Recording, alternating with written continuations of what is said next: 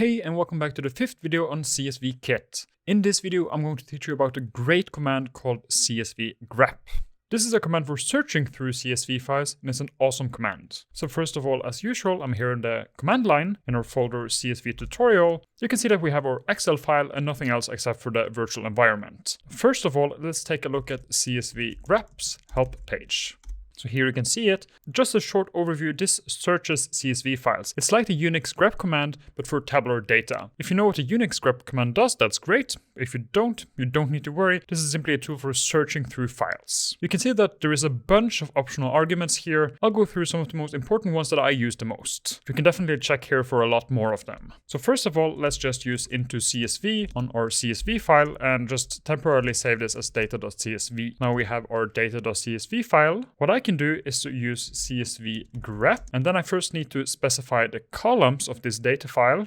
Let me just have the data file here. Just so you know, if you need a refresher on which kind of columns exist, then also csvgrep accept the .n for the names. So you can see state, county, and so on. So let's say that I want to search through some columns. The columns I want to search through is, let's say I want to search through county of this. Then I also need to search for something. So I need to specify a match with -m. And here we can specify some kind of string. So let's do Lancaster.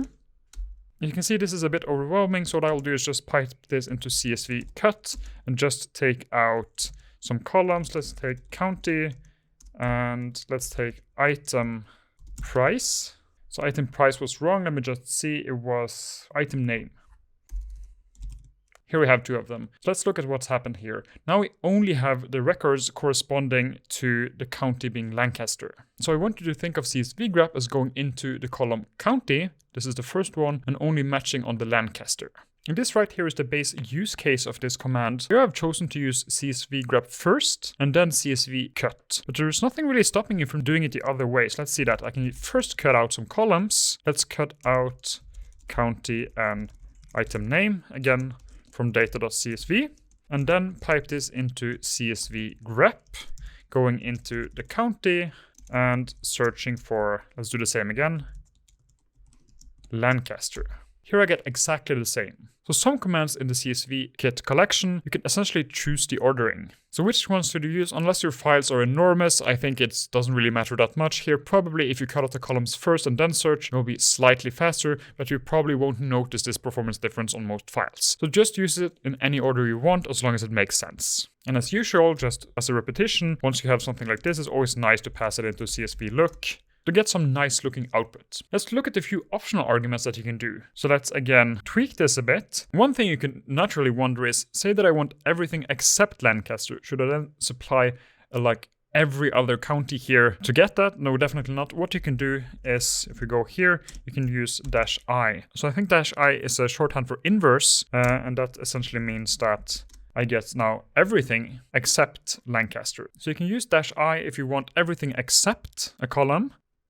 Something slightly more advanced is that you can use regular expressions. So this here is match, the -m, but you can also use -r.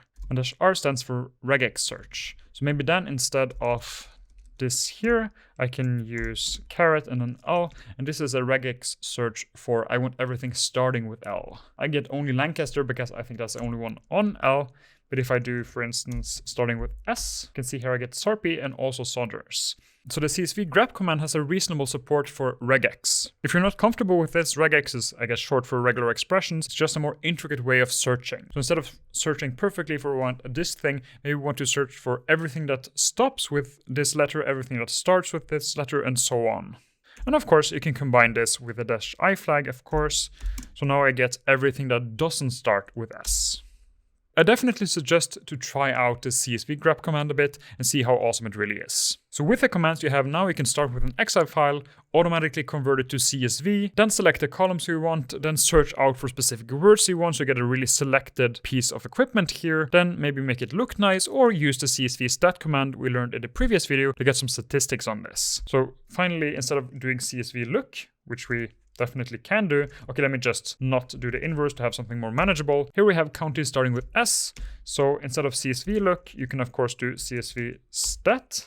Sorry, I just spelled it wrong. CSVstat. And here you can see we got two types of columns, county and item name. But the interesting thing, of course, is that this corresponds to counties that start with S. So of course, you can see here we have 2 counties. Here you can list them. But also here, if you have more numerical columns, let's maybe add one more column. Price. This is also nice to know. If you don't remember the columns and are kind of deep into one of these expressions, then you'll get typically a column identifying error. This says column price is invalid, but the column names are, and here you can just check them out. So I was actually looking, I think, for the total cost.